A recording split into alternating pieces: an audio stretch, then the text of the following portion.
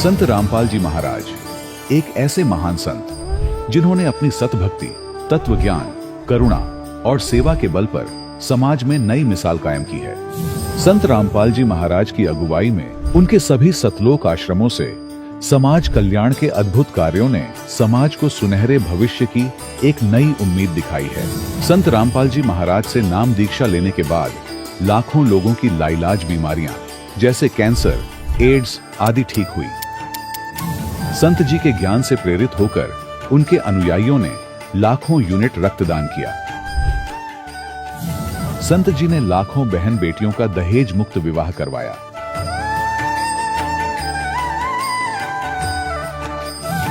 संत जी ने लाखों लोगों का नशा छुड़वाया, करोड़ों उजड़े परिवार बसे। संत जी के आश्रमों में समागम के दौरान निःशुल्क नेत्र चिकित्सा, दंत चिकित्सा प्रदान की जाती है। संत रामपाल जी महाराज द्वारा समय समय पर पर्यावरण संरक्षण के उद्देश्य से बड़े स्तर पर वृक्षारोपण किया जाता है। संत जी ने जरूरतमंदों को तत्काल राहत पहुंचाने के लिए एम्बुलेंस सेवा शुरू की। संत जी अपने अनुयायियों को देहदान के लिए प्रेरित करते हैं, जिससे मानवता की सेवा और चिकित्सा क्षेत्र में सुधार हो सके। संत रामपाल जी महाराज के सभी आश्रमों में हर रोज निःशुल्क भंडारा आयोजित किया जाता है, जहां हर वर्ग, हर जाति और हर धर्म के लोग एक साथ बैठकर भोजन करते हैं।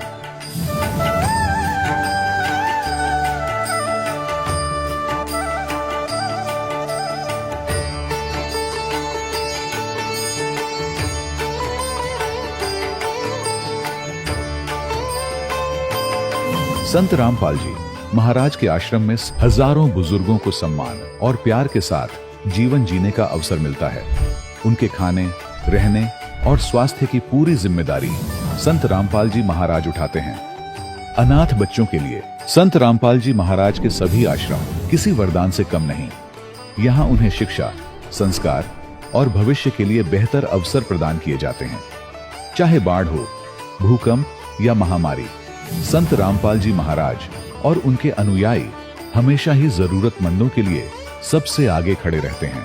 कोविड महामारी के दौरान संत रामपाल जी महाराज के आश्रमों से करोड़ों लोगों के लिए भोजन, दवाइयां और जीवन रक्षक सामग्रियां उपलब्ध कराई गई। चाहे गरीब की मदद हो या किसी शोषित और पीड़ित वर्ग के हक और सम्मान की लड़ाई, संत रामपाल जी महाराज ने हमेशा ही उनकी दबी आवाज को सरकारों तक पहुंचाया है और उन्हें उचित न्याय दिलवाने में अहम भूमिका अदा की है। समाज में आध्यात्मिक और सामाजिक मूल्यों के प्रति जागरूकता लाने में संत रामपाल जी महाराज हर कदम पर मानवता के सच्चे सेवक साबित हुए हैं। संत रामपाल जी महाराज का जीवन हमें सिखाता है कि सच्ची सेवा वही है जो निस्वार्थ भाव से की जाए।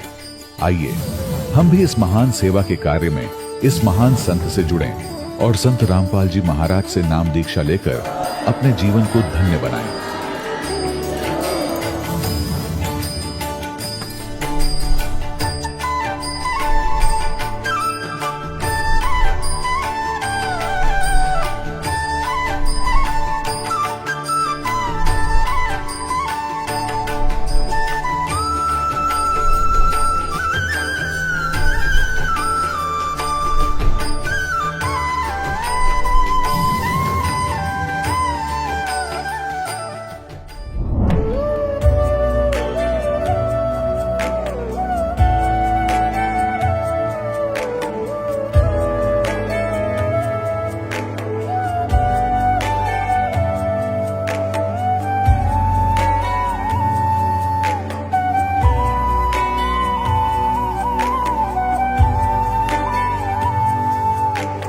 गीता 18 के श्लोक नंबर 62 में भगवान स्वयं कह रहे हैं कि अर्जुन उस परमेश्वर की शरण में जा जिसकी कृपा से परम शांति व शाश्वत स्थान अर्थात सतलोक को प्राप्त होगा।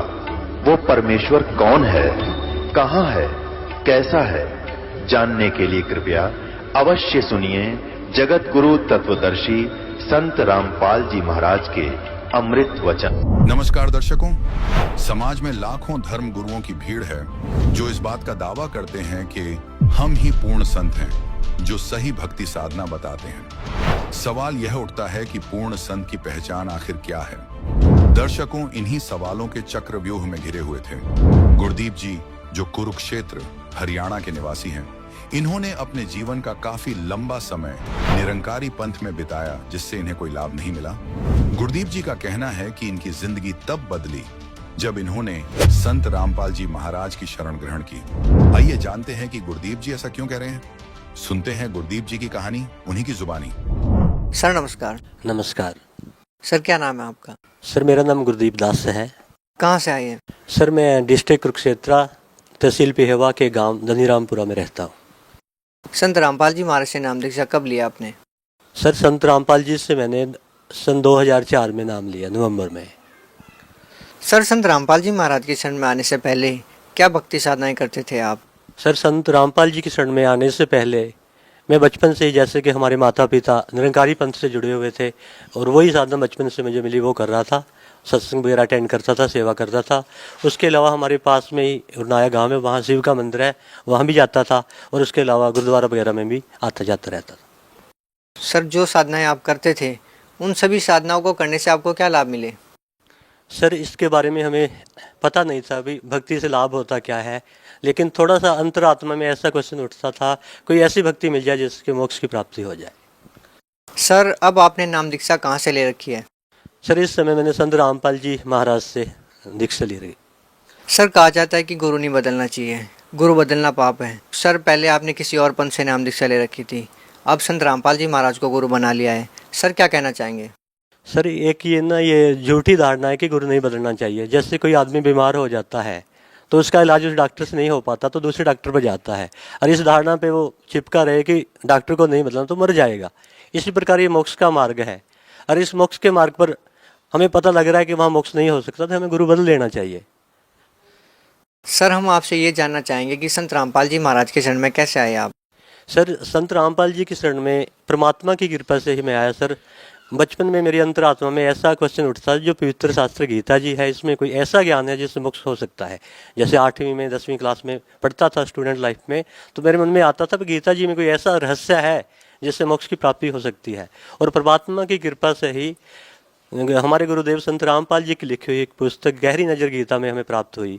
उसमें जब पढ़ा तो देखा जो हम निरंकारी पंथ में कर रहे हैं उससे टैली नहीं करता वो भक्ति, तो इसलिए थोड़ा स्टंट भी हुए, अलर्ट हुए भी ये भक्ति तो मोक्ष नहीं दे सकती, तो हमने संत रामपाल जी की शरण को ग्रहण किया।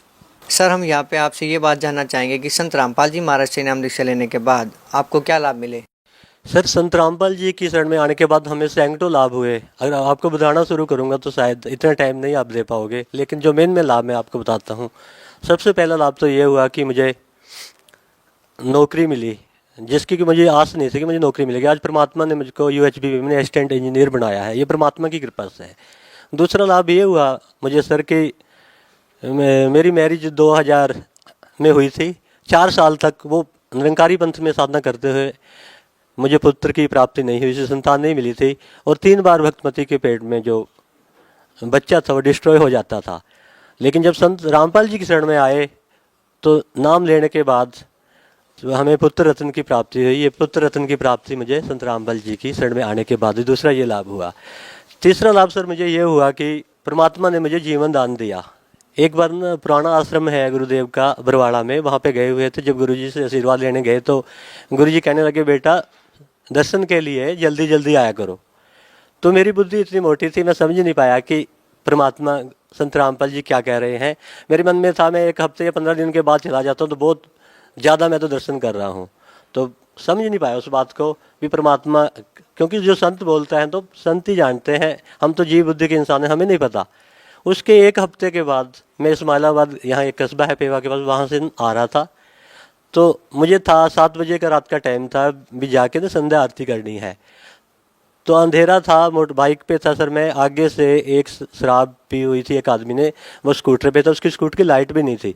मुझे तो उस समय पता लगा उससे टकरा गया मैं, और 70 की स्पीड मेरी मोटरसाइकिल की थी, उसकी पता नहीं कितनी होगी। तो मैं हाईवे पे 20 फुट ऊपर, जैसे फुटबॉल उछलती है वैसे उछल गया। उसके बाद परमात्मा की कृपा से ऐसा हुआ कि नीचे आता आता मैं उसकी स्कूटर पे गिरा, नीचे वो आदमी उसके ऊपर मैं गिरा, और स्कूटर है जो उसकी स्लाइड कर रही है अपोजिट डायरेक्शन में 7 फुट तक स्लाइड करती गई। तो हेलमेट मेरा चकनाचूर, और जो मोटरसाइकिल थी वो खदानों में गई। और हाईवे पे इतनी ट्रैफिक होती है, परमात्मा ट्रैफिक को रोक दिया और मेरे को जीवन दान दिया। उसके बाद जब मैं गुरुदेव जी के पास गया तो मेरी बाजू में थोड़ा फ्रैक्चर था, पट्टी बंधी हुई थी। तो गुरुदेव कहते बेटा ये क्या हो गया? मैं गुरुजी मेरा एक्सीडेंट हो गया और मेरा हेलमेट भी चूरम चूर वहाँ पे हो गया। तो गुरुदेव बोले बेटा ये आपका मृत्यु का योग था, परमात्मा ने आपके सांसों को बढ़ा दिया है। जैसे कि वेदों में बोला है ना, वो परमात्मा अपने जो सतभक्ति करते थे 3 मंत्रों की, उनके वायु संख्यान वर्धन, उनके अपने उस सखा के सांसों को बढ़ा देता। मेरे साथ ऐसा ही हुआ। तो चौथा लाभ भगत जी मुझे ये प्राप्त हुआ परमात्मा की शरण में आने के बाद कि मेरे पेट में एक पत्थरी थी, उसका बहुत ज़्यादा दर्द होता था, सहन नहीं कर पाता, मैं रोता था। तो एक भगत था हमारे पास, रामदास भक्त, वो कहने लगा भक्तों के दर्द होगा तो ऐसा तो नहीं हो सकता। हम डॉक्टर के पास गए अल्ट्रासाउंड कराने के लिए, डॉक्टर भी 45 मिनट लगा रहा, वो भी नहीं खोज पाया भी क्या चीज़ है। उसके बाद आज तक 5 साल होने के मुझे कोई पेट का दर्द नहीं हुआ। परमात्मा की शरण में आने के बाद एक मेरे साथ और घटना जो घटी, हमारे घर में, हमारे आंगन में एक अमरूद का वृक्ष था, सारा सूख चुका था, उसकी एक टहनी बिल्कुल थोड़ी सी जिसमें 10 पत्ते थे वो हरी थी। तो उधर गुरुजी का सत्संग में सुन रहा था, जीवा दत्ता का, जो कि भ्रूंज शहर में गुजरात के रहते थे। परमात्मा को पाने का उन्होंने एक फार्मूला बनाया था कि परमात्मा कैसे मिलते हैं। ये फार्मूला बनाया था भी ये सूखी टहनी जो मैंने धरती में गाड़ दी है ना, जिस परमात्मा की शरणामत से ये सूखी टहनी हरी हो जाएगी वो परमात्मा होगा। तो मेरे मन में आया परमात्मा तो आज भी वही है जो उस समय था, तो इस अमरूद को पे भी कृपा कर दो, मैं इसके अमरूद होंगे ना आपकी शरण में लेके आऊँगा।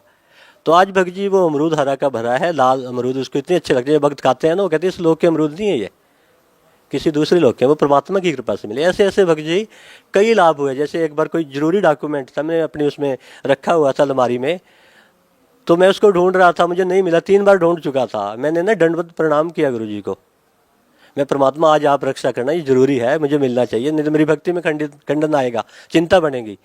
तो तीसरी बार जब अलमारी को खोला, परमात्मा ने उस फाइल को सबसे ऊपर रख दिया।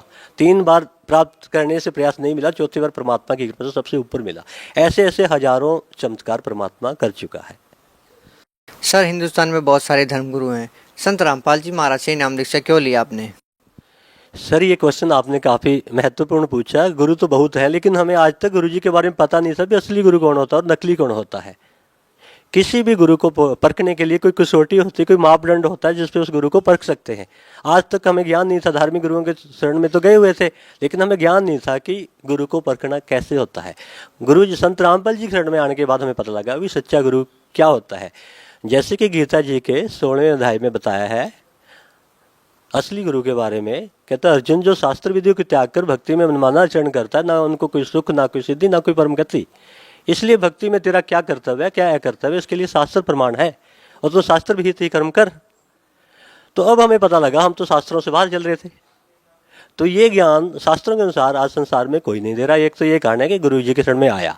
फिर उसके बाद जो मंत्र बताए गीता जी के 17वें अध्याय के 23वें श्लोक में, ओम तत्सत इति निर्देशे ब्रह्मणे त्रिविधि स्मृत है ब्रह्मण तेन वेदा च यज्ञ च विहिता पुरा। भी परमात्मा की प्राप्ति के लिए 3 ही मंत्रों का निर्देश है, ओम तत्व सत। जैसे गुरुदेव संत रामपाल जी ने बताया कि ओम तो खुला मंत्र है, तत्व सत कोड में है। आज वर्ल्ड में कोई भी ऐसा गुरु नहीं है कि तत्व सत को बता सके।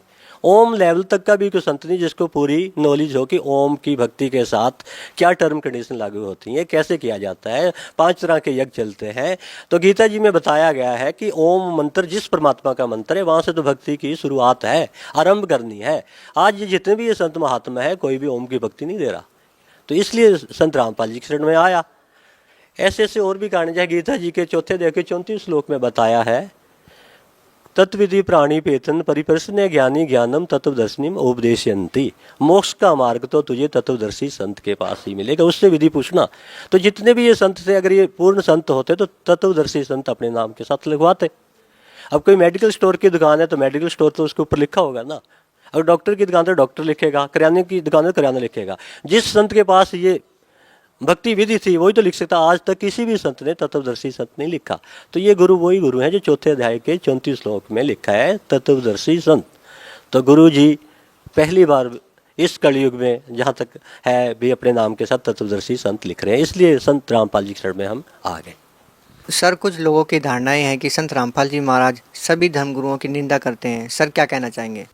सर उनको इस चीज़ का ज्ञान नहीं कि गुरुजी निंदा कर रहे हैं या परोपकार कर रहे हैं। अब कोई आदमी सच्चाई बोलता है, अगर अज्ञानता के कारण उसको निंदा कहता है तो उसका दुर्भाग्य है। निंदा किसको कहते हैं इसकी डेफिनेशन लोगों को नहीं पता। जैसे कोई स्कूल में टीचर पढ़ा रहा है, उसने न्यूमेरिकल जैसे गुरुदेव बताते हैं गलत कर दिया, दूसरा टीचर उसी समय पर आ जाता है, वो देखता है कि इसने गलत किया हुआ है, तो उस टीचर का क्या फर्ज बनता है, अभी आपने ये गलत किया है, प्लीज सेट इट राइट। अगर वो टीचर उस समय चुप रहता है तो वो पाप कर रहा है। लेकिन गुरु जी जो ये संत जितना भी भक्ति मार्ग बता चुके हैं उसको टैली कर रहे हैं सदग्रंथों से, वेदों से, कुरान शरीफ से, और ऐसे संत जिन्होंने परमात्मा को पाया उनके ज्ञान से। और इनका ज्ञान उनके साथ टैली नहीं होता। गुरु जी इनको लताड़ रहे हैं, आपकी भक्ति मार्ग सही नहीं है, तो इनको टैली तो कर लेना चाहिए ना। अगर ठीक है तो इसका जवाब दे, क्यों नहीं दे रही है। लेकिन ये भोले वाले जो हमारे भक्त आत्मा है उनको ये ऐसे भरमा देते हैं कि ये संत निंदा करता। वास्तव में ये संत निंदा नहीं कर रहे, ये सच्चाई बोल रहे हैं। और सच्चाई कड़वी होती है नीम की तरह, जो इसको खा गया ना उसके रोग दूर हो जाते हैं। सर आप लोगों को धर्मशास्त्रों के बारे में इतनी गहरी रुचि कैसे है? सर ये सारा ज्ञान गुरु संत रामपाल जी की कृपा से प्राप्त हुआ, उनका दिया हुआ ज्ञान हम बता रहे हैं। जैसे गुरु जी बताते हैं कि हमारे पवित्र चारों वेदों में, गीता जी में नहीं, गुरु ग्रंथ साहब में भी, जैसे गीता जी में बताया आपका मोक्ष 3 मंत्रों से होगा, इसी प्रकार साम वेद के 822 नंबर पेज पे भी लिखा है, मनीषी भी कबीर परिकोष आशीष दत्त त्रितस्य नाम है। जो परमात्मा जब धरती पर आते हैं ना, जीवात्मा के उद्धार के लिए 3 नाम देते हैं।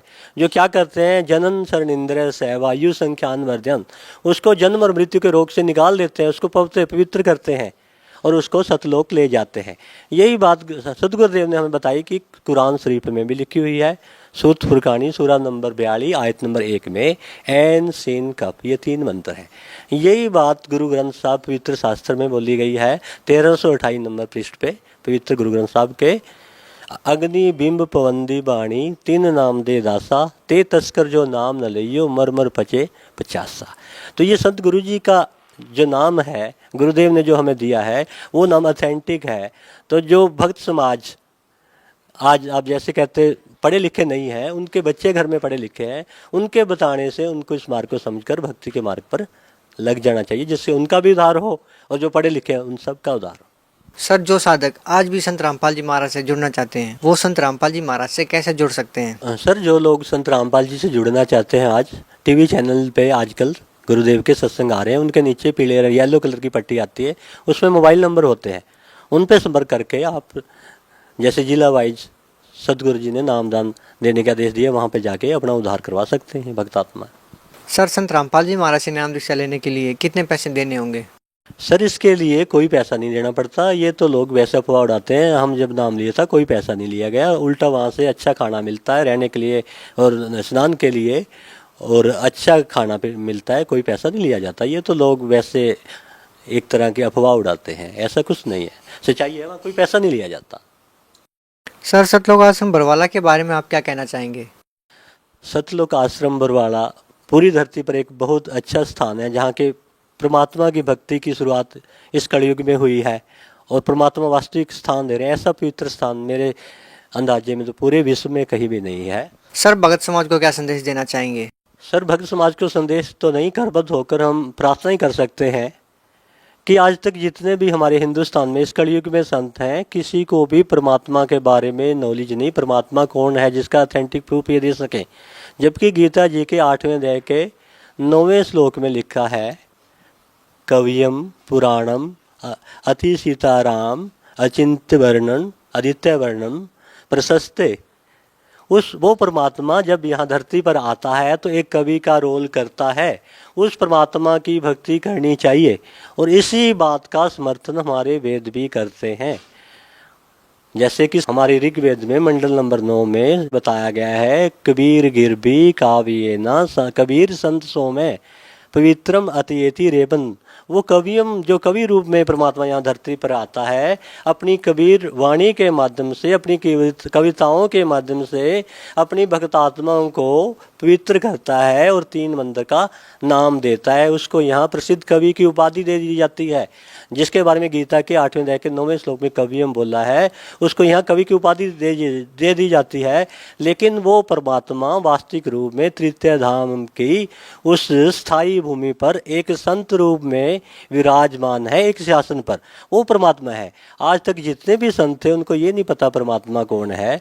कोई परमात्मा को साकार कह रहा है, कोई निराकार कह रहा है, किसी ने आज तक नहीं बताया कि परमात्मा कबीर है, जिसको कि गुरु संत रामपाल जी ने शास्त्रों के आधार पर सिद्ध कर दिया। इसलिए भक्त समाज से मैं यही करबद्ध प्रार्थना करता हूँ कि शास्त्रों को ध्यान से, गुरुदेव जी की सत्संग को सुनो और उनके आधार पर जैसे वो प्रमाण देते हैं परमात्मा कौन है, उसकी प्राप्ति का क्या साधन है।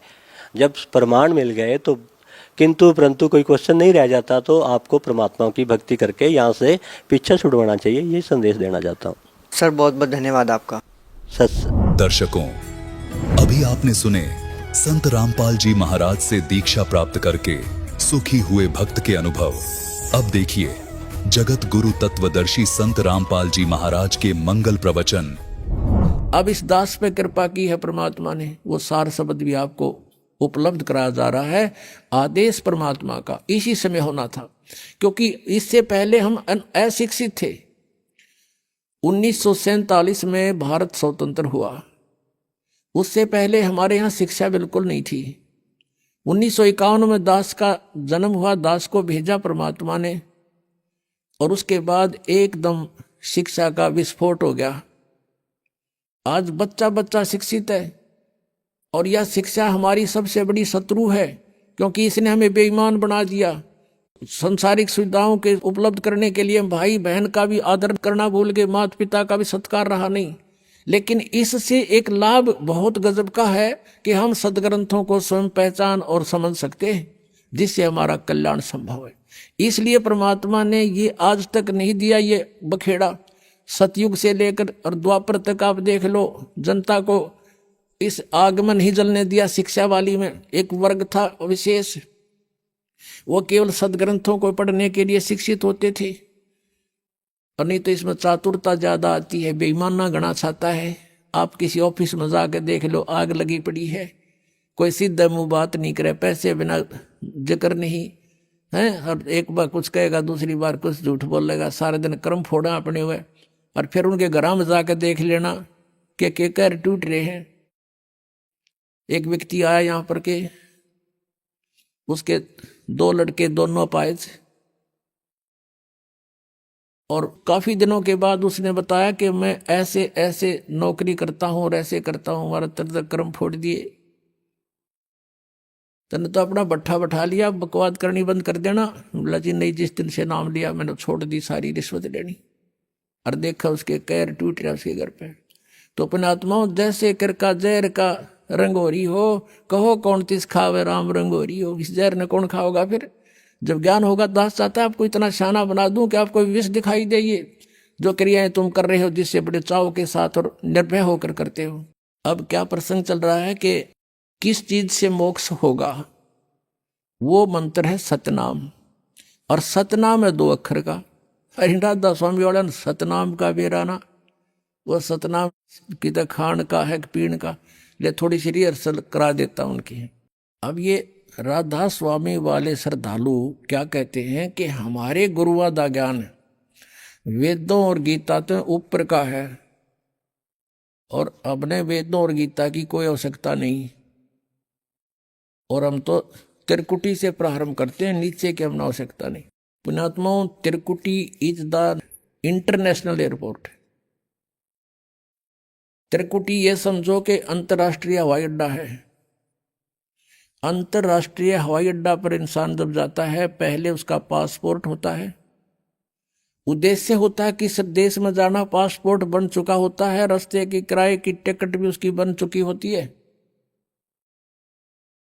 और वो टिकट और पासपोर्ट बनाने से पहले उसने क्या क्या करना पड़ता है? उस देश का नो ड्यू सर्टिफिकेट लेना पड़ता है।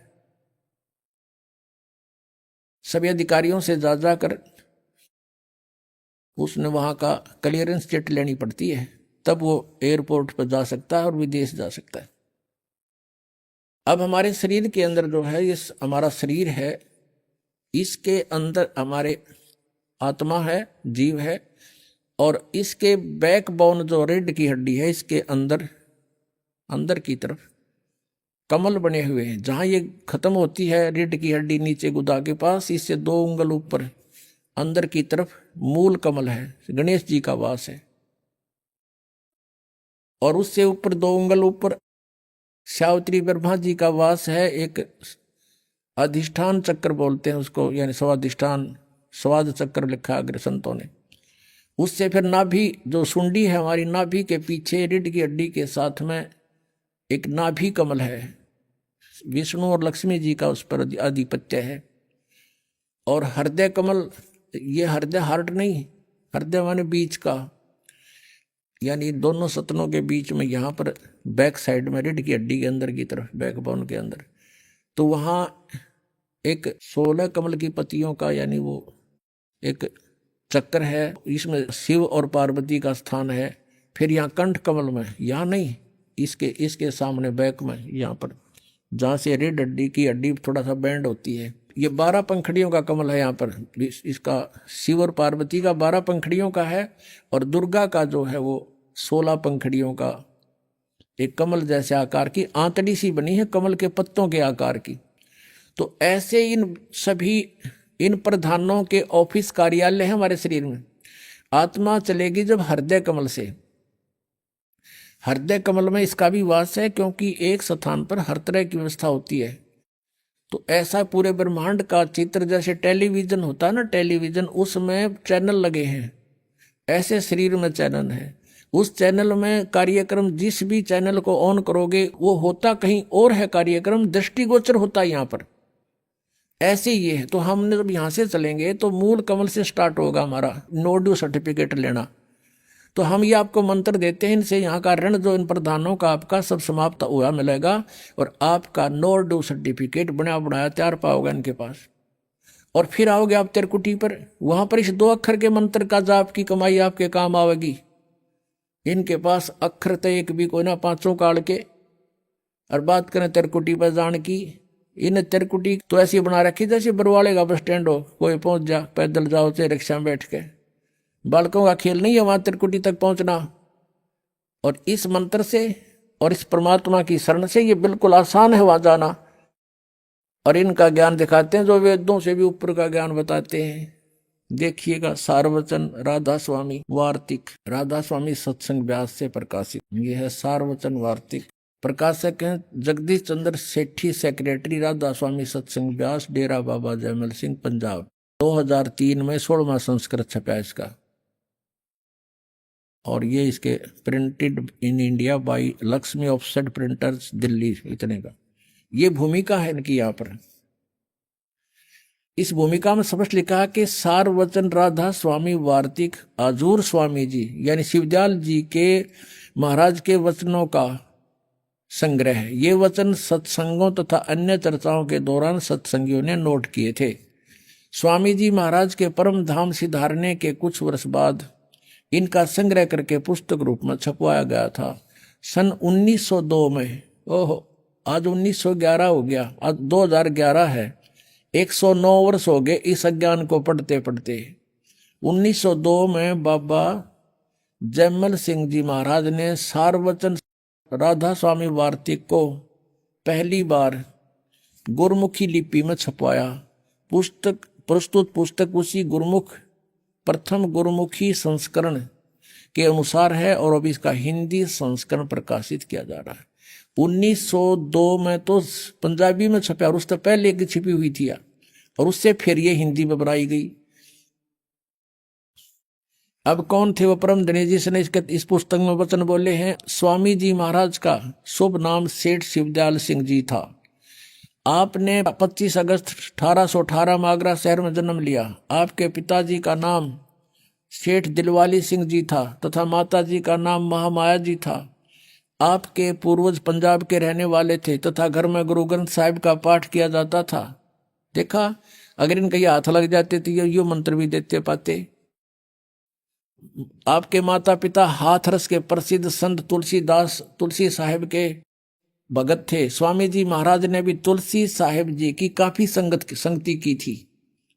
जो ये लेखक है इस पुस्तक का, शिवदयाल जी राधा स्वामी पंथ का प्रवर्तक है, उसने भी तुलसीदास हाथरस वाले के वचन सुन रखे थे।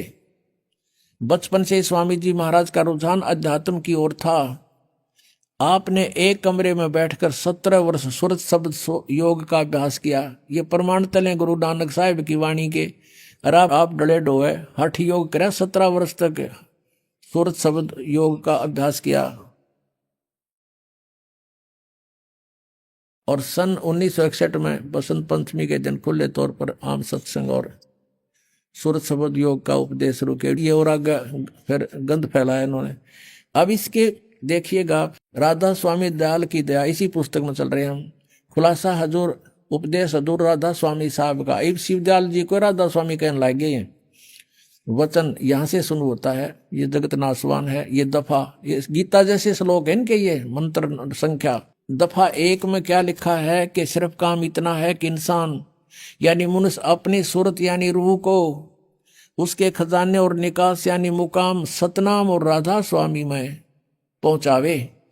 अब सतनाम को मुकाम माने स्थान बताया सतनाम को, और राधा स्वामी को भी सतनाम बताया है।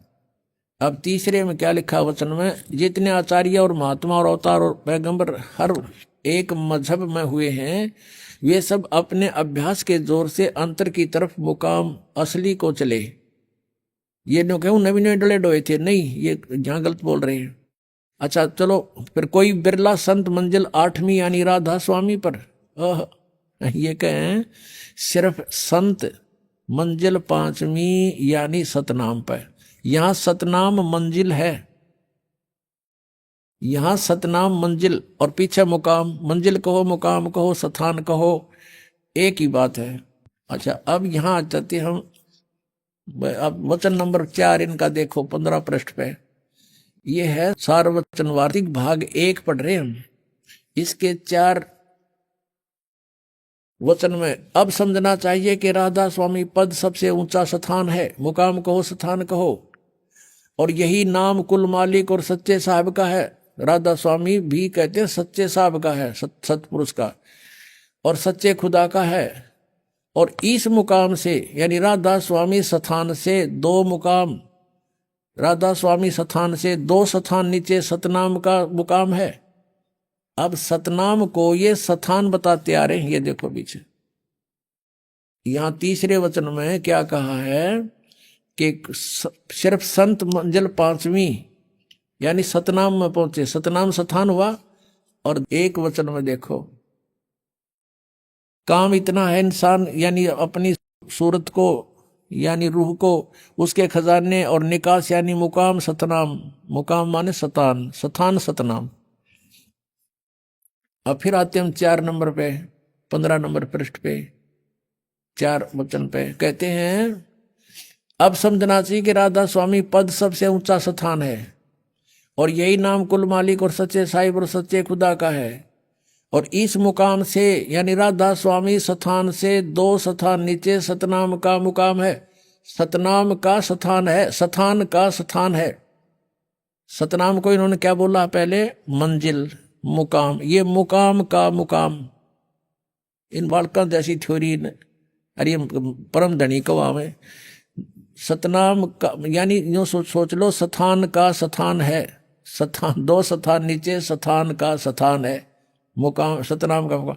अब इस सतनाम को आगे डिफाइन किया इन्होंने बहुत अच्छी तरह विस्तृत। देखियो, जिसको इस सतनाम को संतों ने सतलोक सतनाम को, सचखंड सतनाम को, सार शब्द सतनाम को, सतशब्द सतनाम को, और सतनाम सतनाम को, और सतपुरुष सतनाम को बयान किया है। वारे वेद से भी ऊपर ज्ञान वाले हो, तोड़ पाड़ दिया इन्हें तो। अब इनका ज्ञान तो ऐसा है जैसे किसी ने सपने में भी कार ना देखी हो, सुन रखी हो, किसी तरह जंगल में रहता हो, शहर से भी 100 किलोमीटर दूर, और वो औरों को भ्रमित करता है कि मैं कार में घूमता हूँ, शहर में जाता हूँ, सड़क पर चलती है कार। अब उसे कोई, और किससे चलती है, पेट्रोल से चलती है, कौन चलाता है, ड्राइवर। तो उसे कोई पूछे भी कार कैसी है, किसे कहते हैं ड्राइवर, किसे कहते हैं शहर कैसा है, सड़क कैसी है, पेट्रोल कैसा है, तो वो डिफाइन करे कि सड़क भी कार को कहते हैं, पेट्रोल भी कार को कहते हैं, शहर भी कार को कहते हैं और ड्राइवर भी कार को कहते हैं। तो उस बुद्धू ने या कोई डिफाइन किया। अब ये सतनाम को डिफाइन करने चले हैं। इनके परम धनी शिवदयाल जी से राधा स्वामी पंथ प्रारंभ हुआ है। कहते हैं सतनाम को सतलोक भी कहते हैं, सतपुरुष भी कहते हैं, सतनाम भी कहते हैं, सारनाम भी, सतनाम भी, सार शब्द भी और सतपुरुष भी सतनाम ही है और सतनाम स्थान है। और दिखाऊं सतनाम के इनके वेरिफिकेशन। अरे वाह। अब आगरा से श्री जयमल सिंह जी ने सीधा नाम लिया था शिवदयाल जी से और जयमल सिंह जी ने ब्यास में डेरा स्थापित कर दिया। उसके तुरंत उत्तराधिकारी बने सावण सिंह जी और सावण सिंह जी से ही एक बिलोचिस्तानी सामस्ताना। पुणात्माओं, इनकी जन्मपत्री जब तक आप नहीं समझोगे तब तक आपका समझ में नहीं आओ तुम कहाँ खड़े हो, किसकी ओट लिए बैठे हो। तो इनकी जीवनी जन्मपत्री बतानी आवश्यक होगी है। सावण सिंह जी से उपदेश लिया किसने? बिलोचिस्तानी सामस्ताना खेमामल सिंह जी ने, और उसने सच्चा सौदा सिरसा में स्थापना कर दी। ये समझ लेना शिवदयाल जी के विचार उनके पास है, नथिंग एल्स। समझदार को संकेत बहुत होता है और इतनी दुनिया को जोड़ के बैठ के वो कहाँ ले जाएंगे? उनको कर्म बिगाड़ रहे हैं वो अपना भी और उनको भी बर्बाद कर दिया। इनका ज्ञान ऐसा है, ये ध्यान कहाँ लगाएंगे, कहाँ जाएंगे। अब सावण सिंह जी के विचार सुनाता हूं सतनाम के विषय में, देखिएगा। ये है संत मत प्रकाश और भाग 3। इन दुनिया भर की पुस्तक गढ़ दी, सारी मेरी बकवाद भर रखी है। इसके 102 पृष्ठ पर संत मत प्रकाश भाग 3 हजूर बाबा सावन जी के सत्संगों का संग्रह राधा स्वामी व्यास से प्रकाशित है। प्रकाशक हैं जगदीश चंद्र सेठी, सेक्रेटरी राधा स्वामी सत्संग व्यास, डेरा बाबा जयमल सिंह। 2007 में लेटेस्ट संस्करण है ये और printed in India by Gopsons paper limited. इसके 102 पृष्ठ पे इन्होंने सतनाम को डिफाइन किया, देखना 102 पृष्ठ पे। ये संत मत भाग प्रकाश के भाग 3। अब कहते हैं सचखंड या सतनाम चौथा लोक है। सचखंड कहो तो सतनाम चौथा लोक है, ठीक है। और ये सभी के अंदर है, ये सतनाम चौथा लोक आपके अंदर है। अच्छा, अब हम आपको दिखाते हैं इसी के 107 पृष्ठ पर ये क्या बोलते हैं। 107 पृष्ठ पर देखना इस सतनाम को आगे क्या डिफाइन किया है। 106 से शुरू करेंगे। वही सत्संगी हजूर जहां राम नाम का जस महिमा होता हो। महाराज जी ने कहा कि सावण सिंह जी कह रहे कौन से राम का? सत्संगी ने कहा क्या राम बहुत सारे हैं? महाराज जी बोले सावण सिंह जी 4 राम हैं। आपका इशारा कौन से राम की तरफ है? अब 107 पृष्ठ पे ये संत मत भाग 3 ही है। वही सत्संगी हजूर चारों राम खोल कर बताइए। महाराज जी सावण सिंह जी लगे डिफाइन करने, जो सच्चा सौदा सिरसाड़ा के भी गुरु जी हैं। एक राम दशरथ घर डोला है, एक राम घट घट में बोला है, एक राम का सकल पसारा, एक राम त्रिभुवन से न्यारा। अब देखियो, पहला राम राजा दशरथ के बेटे जो त्रेता युग में हुए अवतार थे, आए और अपनी ड्यूटी अदा करके चले गए, लेकिन अब हम उन्हें नहीं मिल सकते, हमारा काम नहीं कर सकते। दूसरा राम अन्न है जो घट घट में व्यापक है। तीसरा राम ब्रह्म है जो सारी त्रिलोकी को पैदा करता है, पालता और नाश करता है। चौथा राम सतनाम है और यो असली राम है। वाह रे, ये भी मेरे ख्याल में क्यों भांग भूंग पीवे थे। अब चौथा राम सतनाम है और यो असली राम है। इन कईमती और सतनाम में ना समझ वालिया सांग के है और ये पार होंगे। परमात्मा क्या बताते हैं? मोती मुक्ता दर्शत नाही, ये जग है सब अंदरे, दिखत के तो नैन चश्म इनका फेरा मोतिया बंदरे। इनका मोतिया बंद हो रहा था, इन कह का नहीं पता था। अब देखो गुरु ग्रंथ साहिब के कितने अच्छे रेफरेंस ले रखे इन्होंने, सावण सिंह जी ने। संत मत प्रकाश भाग 4 में तो गुरु ग्रंथ साहिब में लिखा कि 2 अक्षर का भेद बतावे सोए गुरु पूरा कहावे। वो 2 अक्षर कौन से थे जो गुरु नानक देव जी के आपने पढ़ लिए, बार बार नहीं बताऊंगा। अब देखिएगा संत मत प्रकाश भाग 4, ये श्री सावन सिंह जी के सत्संगों का वचनों का संग्रह है।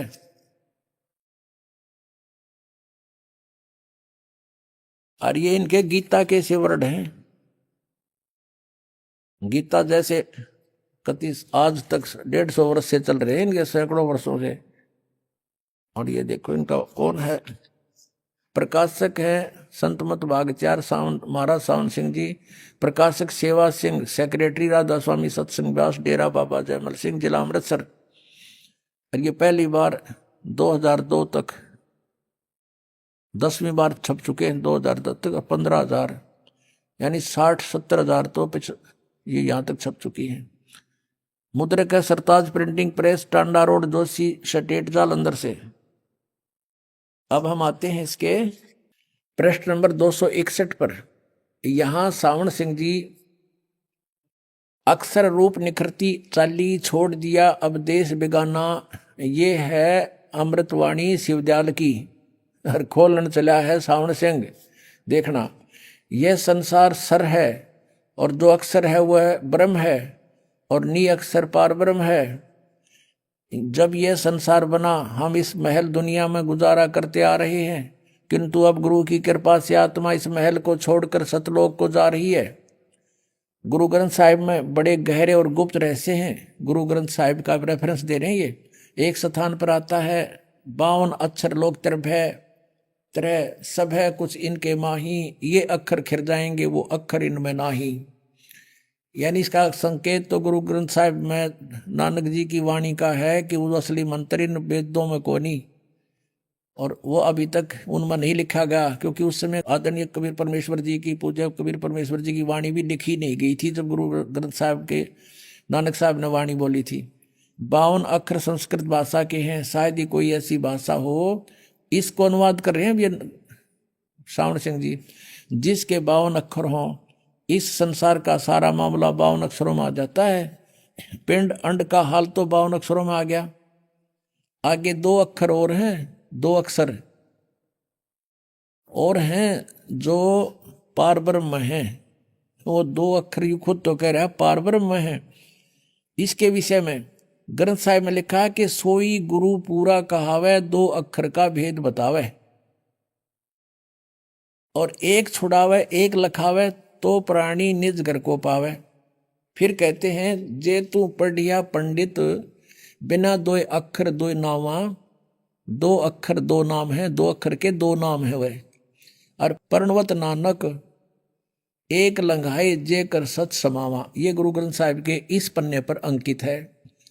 गुरु ग्रंथ साहिब में लिखा है कि सोई गुरु पूरा कहावे 2 अक्षर का भेद बतावे।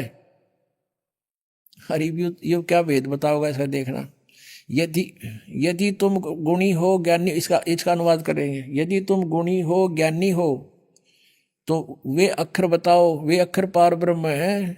आप प्रश्न करे, आप उत्तर दे रहे सावन सिंह जी, वो तो पार ब्रह्म है। 2 अक्षर, एक अक्षर ने दुनिया बनाई और एक अक्षर ने सतलोक बनाया। वाह रे वाह। और यही कबीर साहब कहते हैं, कह कबीर अक्षर 2 भाग और होगा खसम तलेगा राख। अब ये गुरु ग्रंथ साहिब में कबीर साहब की वाणी लिखी है 329 पृष्ठ पे।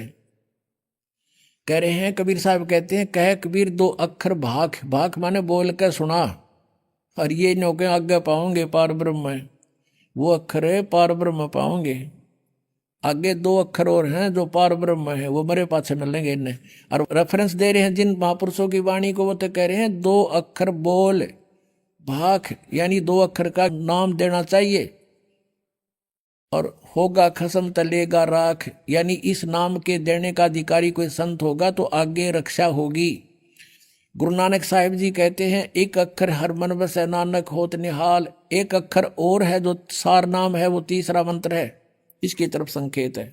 इन संतों महापुरुषों की वाणी, भगवान की वाणी सही है, लेकिन ये समझ नहीं सके।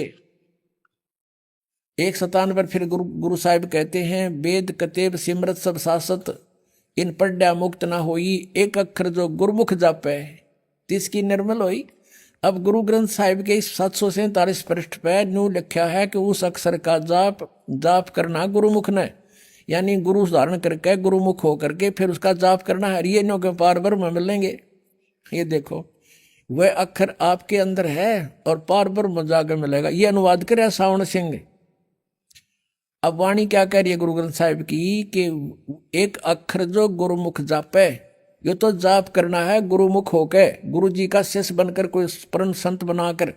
और ये कह रहा है ये वह अक्षर आपके अंदर है, मरे पाछे बन मिलेगा और पार ब्रह्म जाकर मिलेगा वो जब भूत बन देंगे। अकल देखो इनकी, वाणी क्या कह रही है, अनुवाद क्या कर रहे हैं। तो अभी तक हम इनको परम संत मान के हमने डाउट ना होया। अब इनकी कितने भी थ्योरी ठीक नहीं पाओगी, आपको देख लेना है। यह धर्म हमारा धर्म नहीं, यह जात हमारी जात नहीं, यह देश हमारा देश नहीं, हमारा देश सचखंड, हमारी जाति सतनाम। यो सतनाम में ना समझ मारे इनके केक बताने लगे थे इसने। अरे वाह, हमारा धर्म सतपुरुष है, धर्म इनका सतपुरुष है। यह पराया देश छोड़कर आत्मा अपने देश को जा रही है। और देखो यह आत्मा इस पुराने महल को जिसमें लाखों जन्म रही छोड़कर और सतनाम में जा रही है। ये देखो कि एंडमेंट बोल रहे। अब इन्होंने कहीं की ईंट कहीं का रोड़ा, हरियो राधा स्वामी पंथ जोड़ा।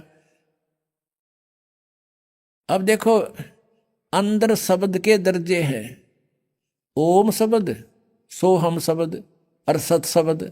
ये गीता जी के तीसरे सत्र में जाएगा 23वां श्लोक, इधर सुन लिया इनने, इसमें यो और जोड़ दिया और सत शब्द। इसका किसी ने पता है कोई नहीं। परमात्मा कहते हैं सोहम शब्द हम जग में लाए और यो तैबा हमने गुप्त छुपाए, गुप्त बता दो नहीं तीसरा कित। और ये इनका जाप भी ना करते। और ये 2 अक्षर हैं जो पूरा गुरु बतावे है। सोई गुरु पूरा कहावे 261 पृष्ठ पे। ये संत मत भाग के गुरु ग्रंथ साहिब की वाणी लिखे, सोई गुरु पूरा कहावे 2 अक्षर का भेद बतावे। वो तो इब्बा बताओगा जीवित में, मेरे पास से के बताओगा जाने के बाद। स्पष्ट कर रहे हैं गुरु ग्रंथ साहिब की वाणी तो। और एक छुड़ावे एक लखावे। ओम का जाप करेंगे काल से छुटवाएगा। और दूसरा मंत्र है वो हमें सतलोक भंवर गुफा तक ले जाएगा। वो मंत्र आगे पहुंचा नहीं सकता जब तक सार नाम नहीं होगा। वो वहां से दर्शन हो सकते हैं, वो सतलोक है, लेकिन जा नहीं सकते। बीच में पारदर्शक एक बहुत बड़ा सीमा है। अभी आपने सुने संत रामपाल जी महाराज के मंगल प्रवचन। आइए अब सुनते हैं संत रामपाल जी महाराज से नाम दीक्षा लेकर सतभक्ति करके अद्भुत लाभ प्राप्त करने वाले अनुयायी के विचार। दर्शकों, यदि आप नरेला दिल्ली के निवासी कमल किशोर जी की कहानी सुनेंगे तो आपको अपनी पारंपरिक भक्ति साधना पर संदेह होने लगेगा, क्योंकि पारंपरिक भक्ति साधना करते हुए भी कमल जी को अनेकों कष्ट हुए। कमल जी साईं बाबा को इष्ट रूप में पूजते थे। इतनी भक्ति साधना करते हुए भी इन्हें बवासीर जैसी गंभीर बीमारी थी, जिसके इलाज के लिए ये बड़े से बड़े डॉक्टर के पास जा चुके थे। जब विज्ञान से समाधान होते हुए नजर नहीं आया तो इन्होंने माता वैष्णव देवी के मंदिर का दरवाजा खटखटाया, लेकिन अफसोस वहां से भी इन्हें राहत नहीं मिली। कमल जी का कहना है कि इन्हें राहत तब मिली जब इन्होंने संत रामपाल जी महाराज की शरण ग्रहण की। आज ये दुनिया को बता रहे हैं कि संत रामपाल जी महाराज ही पूर्ण संत हैं। आइए जानते हैं कि कमल जी ऐसा क्यों कह रहे हैं। सुनते हैं कमल जी की कहानी उन्हीं की जुबानी। सर नमस्कार। नमस्कार जी। क्या नाम है जी आपका? मेरा नाम कमल किशोर है सर। कमल जी कहाँ से आए आप? मैं नरेला दिल्ली का रहने वाला हूँ। सर आपसे जानना चाहेंगे, संत रामपाल जी महाराज जी की शरण में आने से पहले आप क्या भक्ति साधना करते थे? भक्ति साधना सर जी यही करते हैं, जैसे घर के देवी देवताओं की पूजा करना, मंदिरों में जाना, तीर्थ स्थानों पर जाना। मैं साईं बाबा को ज़्यादा इष्ट मानता था। मैं साईं बाबा की भक्ति ज़्यादा करता था। हर डेली मतलब साईं बाबा के मंदिर में जाना, मत्था टेकना, माला पहनाना और अपना प्रसाद बांटना, साईं बाबा को इष्ट मान के मैं इनकी भक्ति ज़्यादा करता था। तो फिर संत रामपाल जी महाराज जी की शरण में कैसे आए? बंदी छोड़ सदगुरु रामपाल जी महाराज की शरण में मैं ऐसे आया, जैसे मैं भक्ति करता रहा, साधना करता रहा, जो हमारे घर के करते रहते हैं देवी देवताओं की, साईं बाबा की मैं ज़्यादा करता था, इष्ट मानता था। तो मैं उनकी भक्ति करते करते हुए भी करता रहा। फिर अचानक शारीरिक प्रॉब्लम हो गई, शरीर में कुछ परेशानी होगी। फिर भी मैं साईं बाबा के मंदिरों में जाना नहीं छोड़ा। मैंने साईं बाबा की खूब भक्ति करी, लेकिन वो भक्ति करते करते मेरे शरीर में इतनी दिक्कत आने लगी कि मैं और कोई रास्ता नहीं मिल रहा था। मैं डॉक्टर के पास भी गया, वहाँ भी दिखाया, वहाँ भी कोई इलाज नहीं हुआ। डॉक्टर ने दवाई देते रहे तो ठीक रहा, दवाई छोड़ते ही मेरे वो दिक्कत फिर शुरू हो गई। तो मैं ढूंढता रहा, रास्ता ढूंढता रहा, कोई ऐसा परमात्मा में कोई ऐसी शक्ति है जो मुझे ठीक कर सके। तो मैं ठीक कहीं भी नहीं हुआ, दवाइयाँ छोड़ी, फिर दिक्कत शुरू हो गई। फिर मैं जैसे ही अपना, हमारे पड़ोस में संत रामपाल जी महाराज के पुराने भगत रहते हैं जो 10-15 साल से संत रामपाल जी महाराज की शरण में जुड़े हुए हैं। तो मैं जैसे ही बीमार था तो मैं वैष्णो देवी भी गया, प्रोग्राम बना फैमिली वाला लोग साथ, भाई वैष्णो देवी जाना है, तो मैं वैष्णो देवी भी गया, चलो वहाँ जाके ठीक हो जाऊँगा, माता रानी सुनेगी। हम पैदल चढ़ते गए, पैदल चढ़ाई करी, पैदल उतरे, बहुत परेशानी हुई। लेकिन घर पे आके जैसे मैं प्रसाद लाया वैष्णो देवी का, जो अपना प्रसाद होता है अखरोट वगैरह का, वो मैं लाया, हम अपने पड़ोस में देने गया। वो पड़ोस में देने गया तो संत रामपाल जी महाराज की दोपहर की रामायणी चल रही थी, तो मैं सुन रहा था, मेरे को बहुत अच्छी लगी। तो जैसे ही मैं उनके घर प्रसाद देने गया, उन्होंने कहा भाई बैठो, कहाँ से आए हो? मैं वैष्णो देवी गया था, माता रानी गया, तो मैं आपको प्रसाद देने आया हूँ। तो वो बोले जी हम प्रसाद नहीं लेते हैं। मैं जी ऐसे कौन से गुरु जी हैं जो प्रसाद ही मना करते हैं देवी देवताओं का? तो उन्होंने कहा जी हम प्रसाद नहीं लेते हैं। तो बोले भाई आप किसको मानते हो? मैं तो वैष्णो देवी गया था, मैं तो साईं बाबा को मानता हूँ, लेकिन मैं वैष्णो देवी गया था। तो बोले जी वैष्णो देवी शेरावाली का है। मैंने कहा हाँ जी। कहते हैं जी शेरावाली का पति कौन है? तो मेरे को एकदम अचंभा लगा, भाई शेरावाली का ही पति कोई है? तो उन्होंने कहा जी हाँ शेरावाली का पति है, इसलिए वो 16 श्रृंगार करती है। मैं चलो जी, मेरे को तो ध्यान नहीं, शेरावाली का तो कोई पति नहीं है जी, इनको सब माता माता कहते हैं, भाई ये जगत की माता है, भाई ये माता ही है, शेरावाली का पति कौन है? लेकिन मुझे वो उसका जवाब नहीं मिला। तो मैं प्रसाद देने लगा, उन्होंने कहा नहीं हम प्रसाद नहीं लेंगे। तो फिर मुझे जैसे दिक्कत थी, तो उन्होंने कहा भाई तुझे क्या प्रॉब्लम है? तेरा शरीर पहले तू बहुत काफ़ी तगड़ा था, तेरा शरीर भी अच्छा था, क्या होता जा रहा है, कमज़ोर होता जा रहा है। तो मैंने उनको अपनी बात बताई, मुझे ऐसे ऐसे दिक्कत है शारीरिक। तो मैं वैष्णो देवी गया, डॉक्टर को भी दिखाया, वैष्णो देवी गया, लेकिन मैं ठीक नहीं हो रहा हूँ। तो उन्होंने कहा जी आप सारी जगह घूम लिए, हमारी कहने से एक बार संत रामपाल जी महाराज जी से नाम दीक्षा लेके देखो, अगर आप ठीक हो जाओ तो नाम रखना, अगर आप नहीं ठीक हो तो नाम मत रखना। मैं जी ऐसे कौन से संत है? बहुत गुरुओं के मैंने ज्ञान सुना था टीवी पे, भाई कोई कृष्ण जी के बारे में बता रहा है, कोई राम कथा सुना रहा है, कोई हनुमान जी की कथा सुना रहा है। भाई ये कौन से संत है जो भगवानों से हटकर कबीर साहब को भगवान मानते हैं? हम तो 6ठी 7वीं में पढ़ते जब सोचे थे भाई कबीर साहब के दोहे सौ सुने थे हमने, भाई कबीर जी एक कवि थे। लेकिन हमारे को संत रामपाल जी महाराज की शरण में आने के बाद लगा कबीर साहब ही पूर्ण परमात्मा है, सबके मालिक जो एक हैं वही कबीर साहब ही है। सर आपको जो बीमारियां थी, जिस बीमारियों को ठीक करने के लिए आप कभी साईं बाबा के मंदिर जाते थे, कभी वैष्णो देवी आप जाते थे, आपने ऐसा क्यों नहीं किया कि किसी डॉक्टर को अपनी बीमारी को दिखाया? क्योंकि संतों से नाम लेने से या मंदिरों में जाने से कैसी बीमारियां ठीक हो सकती है? सर डॉक्टरों को तो बहुत दिखाया, हमारे वहाँ फेमस डॉक्टर है, डॉक्टर टुटेजा डॉक्टर है, बहुत बड़े डॉक्टर है, मैंने उनको भी दिखाया, बट दवाई लेता रहा। जैसे मैंने आपको कहा पहले भी कि मैं मेडिसिन लेता रहा तो मैं ठीक रहा। जैसे ही मेरी मेडिसिन एक दिन भी छोड़ दी तो मुझे वो प्रॉब्लम फिर शुरू हो जाती। प्रॉब्लम क्या थी आपको? मुझे शारीरिक प्रॉब्लम थी, मुझे पाइल्स थी जी, बवासीर जिसको बोलते हैं, मुझे बहुत ज़्यादा थी, बहुत ज़्यादा। मतलब जब तक मैं बैठा रहता मुझे बहुत ज़्यादा ब्लीडिंग होती थी, बहुत ज़्यादा, जिसके कारण मैं बहुत कमज़ोर हो चुका था, मेरा शरीर पूरा ख़त्म हो चुका था। तो मैं डॉक्टरों के पास गया, डॉक्टरों ने कहा भाई दवाई लेते रहो ठीक हो जाओगे। खूब पैसा लगाया, दवाई ली, लेकिन मैं ठीक नहीं हुआ। सर आप पढ़े लिखे हैं, क्या आप इस बात पे विश्वास करते हैं कि किसी संत से नाम दीक्षा लेने से कोई बीमारी ठीक हो सकती है? क्योंकि डॉक्टर के पास ही जाना जरूरी होता है ना, कोई बीमारी ठीक करनी है तो। डॉक्टर भी देखो जी भगवान के ही भेजे हुए हैं, भाई दवाइयाँ वो देते हैं तो उससे ठीक हो जाते हैं। लेकिन जब डॉक्टर हार मान लेते हैं, वो भी जब भी कहते हैं जी भगवान आपकी वो देखेगा, अब तो हमने जो इलाज था हमने कर दिया। एक रिलेटिव थे, खास फ्रेंड थे मेरे, लेकिन उन्होंने भी काफ़ी अच्छे बहुत बड़े डॉक्टर थे वो दिल्ली में, तो उनसे मैंने पूछा तो उन्होंने कहा भाई बहुत कमज़ोर है, तो क्या हुआ तेरे को? मैं जी ऐसे भाई ऐसे ऐसे दिक्कत हो रही है डॉक्टर साहब मुझे। तो बोले भाई इसका एक ही ऑपरेशन है इलाज, और कोई इलाज नहीं है। आप ऑपरेशन करवाओगे ठीक हो जाओगे, ऑपरेशन नहीं करवाओगे तो आप दवाई लेते रहोगे ठीक रहोगे, दवाई छोड़ दोगे आपकी ये प्रॉब्लम फिर शुरू हो जाएगी। लेकिन मैं नहीं कहा भाई मैं ऑपरेशन तो नहीं करवाऊँ, कहते इसके बाद कोई इलाज नहीं है, ऑपरेशन ही करवाना पड़ेगा आपको। मैं ठीक है चलो मैं ऑपरेशन के लिए देखता हूँ। फिर जैसे ही मैं भगत जी के जो पुराने भगत थे संत रामपाल जी महाराज के चरणों में जुड़े हुए थे 15-20 साल से, तो मैं उनके घर प्रसाद देने गया तो उन्होंने कहा आप हमारे गुरु जी से नाम लेके देखो आप, फिर आप बताना भाई क्या लाभ हुआ है, क्या आपको हानि हुई है। हानि कुछ भी नहीं होगी, लाभ ही लाभ होगा। तो फिर क्या रहा सर? जैसे ही मैं संत रामपाल जी महाराज से नाम दीक्षा लेने गया तो मैं नाम दीक्षा ली। नाम दीक्षा लेते ही मैंने दंडवत गुरु जी के आके जैसे उन्होंने करा तो मैंने भी वैसे ही करा। मैंने नाम दीक्षा ली तो बोले नियम समझाए, देव देवताओं की भक्ति नहीं करनी और ये श्राद्ध वगैरह नहीं करना। मैं चलो जी नियम सारे पुगा लूँगा, जो मैं पहले नियम करता था उनमें कौन सा मैं सुख पा गया। मेरे शरीर में जो दिक्कत हुई किसी ने नहीं सुना। मैंने खूब मंदिरों मस्जिदों में गया, हर जगह गया, साईं बाबा के मंदिर भी गया, तीर्थ बत्तों स्थानों पर भी गया मैं, लेकिन कुछ नहीं हुआ। लेकिन जब संत रामपाल जी महाराज से नाम दीक्षा ली मैंने 2 दिन के अंदर मात्र मैं बिल्कुल ओके हो गया जी। मुझे कोई दिक्कत नहीं हुई, कोई परेशानी नहीं। कितना टाइम हो गया आपको जो अपनी बीमारी थी उसकी दवाई नहीं ली आपने? मेरे को सर कम से कम 2.5 साल हो गए। मैं 3 साल से संत रामपाल जी महाराज की शरण में आया हूँ।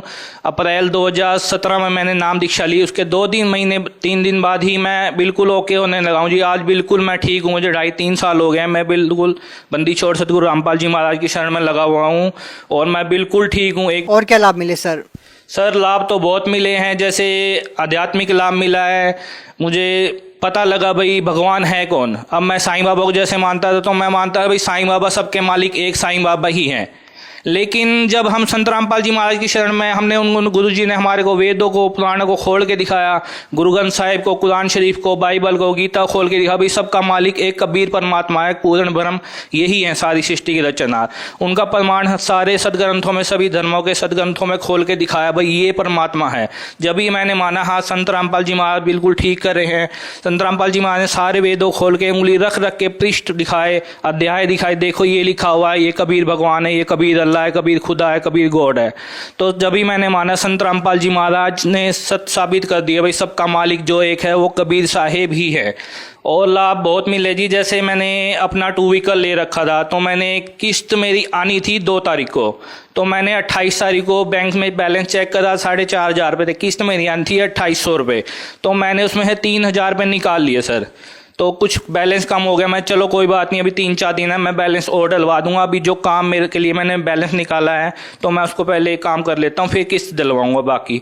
फिर मैंने एक दिन बीत गया, दूसरे दिन मुझे याद आई वो 2 तारीख आने वाली है, मेरी किस्त आने वाली है, मैं अपने बैंक में बैलेंस जमा करवाऊँ।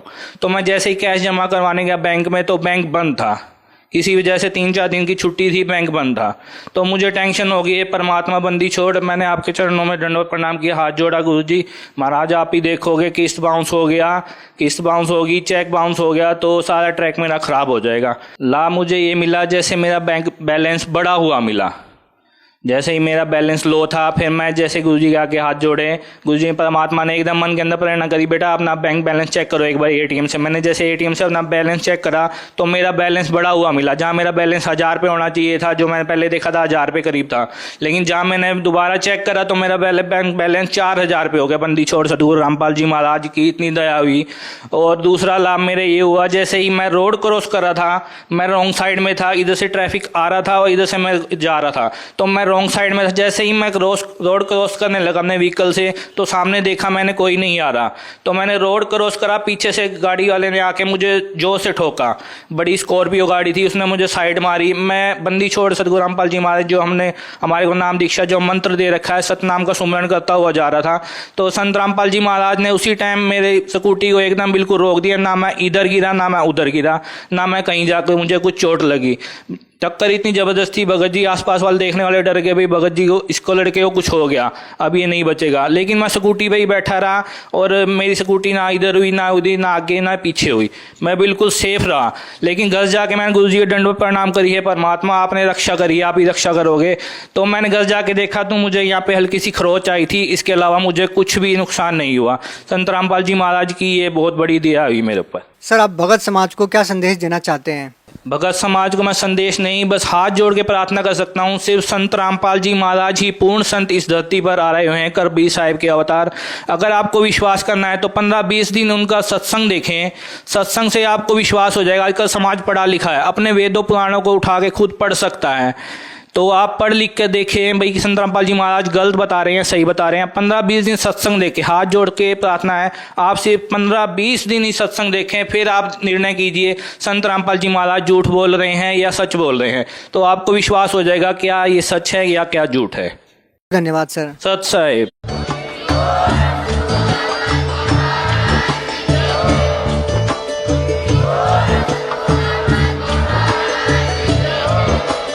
आप सुन रहे थे जगत गुरु तत्वदर्शी संत रामपाल जी महाराज जी के मंगल प्रवचन। अधिक जानकारी के लिए विजिट कीजिए हमारी वेबसाइट www.jagatgururampalji.org। संत रामपाल जी महाराज जी के शुभ आशीर्वाद से पूरे विश्व भर में 500 से भी ज्यादा नाम दीक्षा केंद्र हैं, जिन पर संत रामपाल जी महाराज जी द्वारा ऑनलाइन निशुल्क नाम दीक्षा दी जा रही है। अपने नजदीकी नाम दीक्षा केंद्र का पता करने के लिए संपर्क करें 8222880541।